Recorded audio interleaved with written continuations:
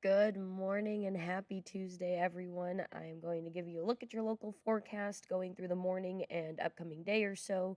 So that being said, we're in store for another rainy one today. I know it's election day and people want to get out there. If you haven't hit the polls early or sent in a ballot early, you're going to want to grab that umbrella as you head out the door, regardless if you're going to be going voting or to work or school or wherever it may be, you're going to want to have that umbrella. In fact, this is what it looks like right now on satellite radar imagery showing that those showers started off really light and spotty, very isolated, anytime between 3 and about 4:30 this morning.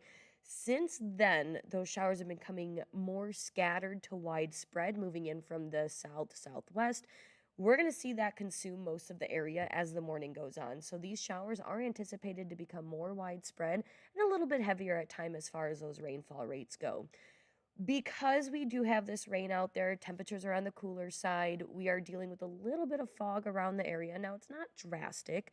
We're not looking at a dense fog advisory or anything of that sort, but something to just keep your mind on because you're not just dealing with rain out there this morning, you are dealing with a little bit of reduced visibility.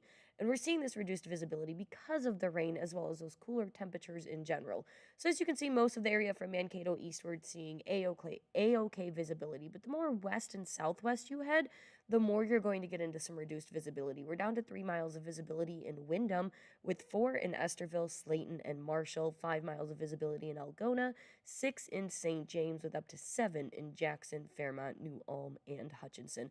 Again, I know it's not drastic, but just to keep your mind on some things and make sure you stay alert while you're driving, drive with your headlights on. You don't need your brights or your high beams on, as that's only going to make that fog appear thicker and in turn reduce your visibility even more. So just slow down, take your time. As always, drive with your headlights on. Just to give you an idea of what it looks like outside, this is the current view from Bethany Lutheran College in Mankato. We are seeing those on again, off again showers right now, but again, they are anticipated to become a little bit more widespread as the morning goes on.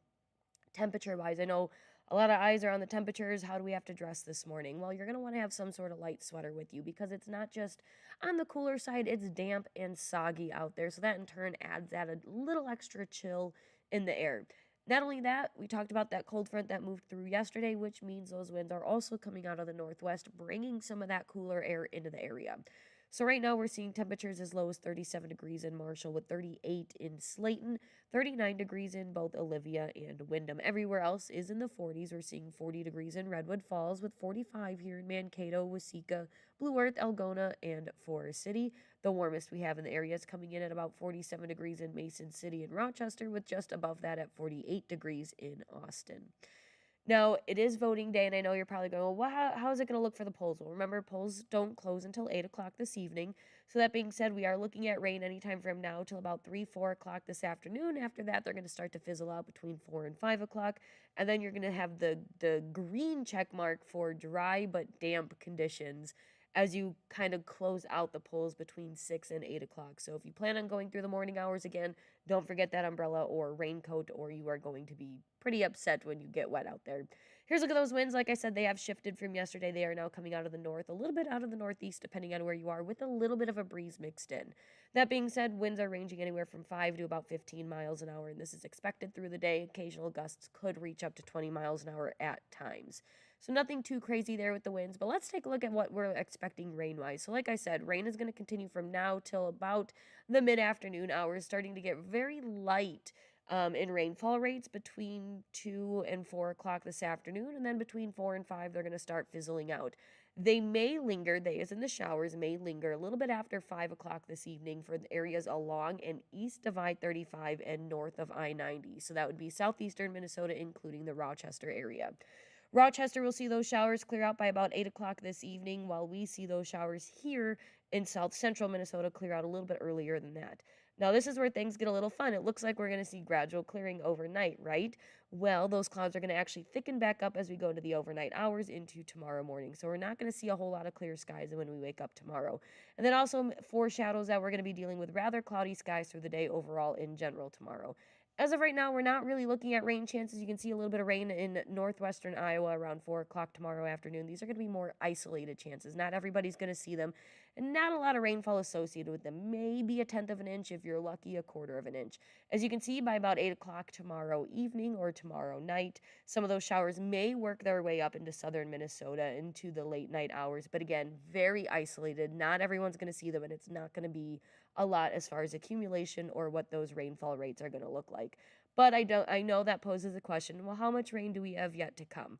This is kind of what we're looking at. From now until 7 a.m. Friday morning, we could see an additional quarter of an inch, almost to a half an inch of rain. So this is again from now, which is about 5:50 on Tuesday morning until 7 a.m. Friday morning. We're looking at about a quarter of an inch on average for most of the area, on top of what we've already gotten yesterday. And if you remember, yesterday we got about a quarter of an inch. So far, we're sitting just shy of a tenth of an inch with the showers coming in already this morning.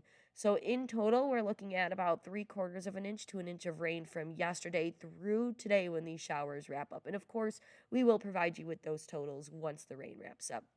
Now, tonight, we are going to drop to a low of about 36 degrees by this afternoon after temperatures hover in the low to mid 40s all day today. It is going to get a little chilly tonight.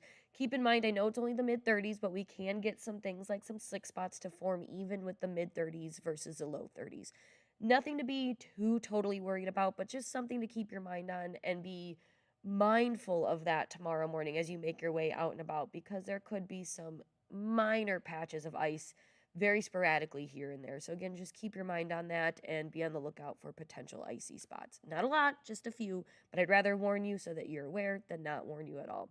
Quick look at your extended 10-day forecast. I'm going to remove myself here so you can see the whole forecast when we extend it out. We're looking at the mid 40s today, upper 40s both tomorrow and Thursday as sun slowly but surely reappears to the area.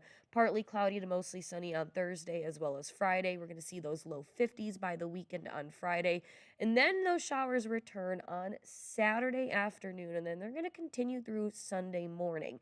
Despite those showers and cloudy conditions, we're looking at the upper 40s and low 50s sticking around as we go into and through the middle of next week, which includes Veterans Day.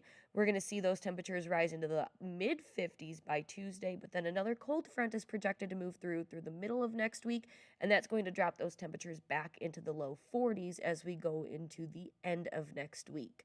That being said, that is a look at your morning forecast into this afternoon. I hope you guys have a great morning. I will be doing another one of these in a couple of hours just to give you an updated look at what the forecast is doing.